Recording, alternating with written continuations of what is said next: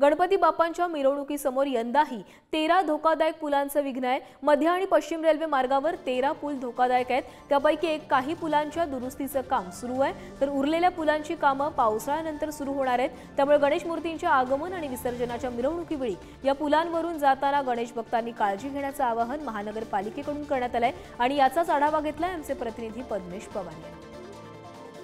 गणेश मूर्तींच्या मिरवणुकीवेळी यंदा आपण बघू शकतो की 13 जे धोकादायक पूल आहेत त्यांचे विघ्न असल्याचं आपल्याला पाहायला मिळत आहे। त्यांची कामं सध्या सुरू असल्याचं पाहायला मिळत आहे आणि काहींची कामं पावसाळ्यानंतर सुरू होणार असल्याचं कळायला मिळत आहे। आपण बघू शकतो अनेक जे पूल आहेत ती धोकादायक असल्यामुळे पालिकेने यावेळी आपण बघू शकतो की गणेश मंडळाला आवाहन केल्याचं आपल्याला पाहायला मिळत आहे। सध्या आपण करी रोड ब्रिजवरती आहोत।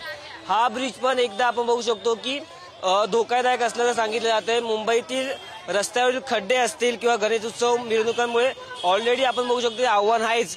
तसेच आता बघितलं आपण मुंबईतील जे धोकादायक पूलही गणेशोत्सवाच्या मिरवणुकीमध्ये आता मोठा अडथळा ठरल्याचं आपल्याला पाहायला मिळतंय।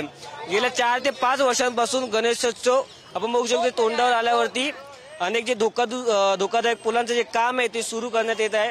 अनेक जे ब्रिटिशकालीन जे पूल आहेत त्यांची जी स्थिती आहे सध्या आपण बघू शकतो ढासळल्याची पाहायला मिळते। महापालिकेने आपण बघू शकतो सर्व जे गणेश मंडळ आहेत त्यांना आवाहन केले की आपण नीट आणि चांगल्या पद्धतीने जे गणेश मूर्ती आहेत त्या या पुलावरनं न्यावं। कॅमेरामॅन नितीनसह मी पद्मेश पवार, पुढारी न्यूज, मुंबई।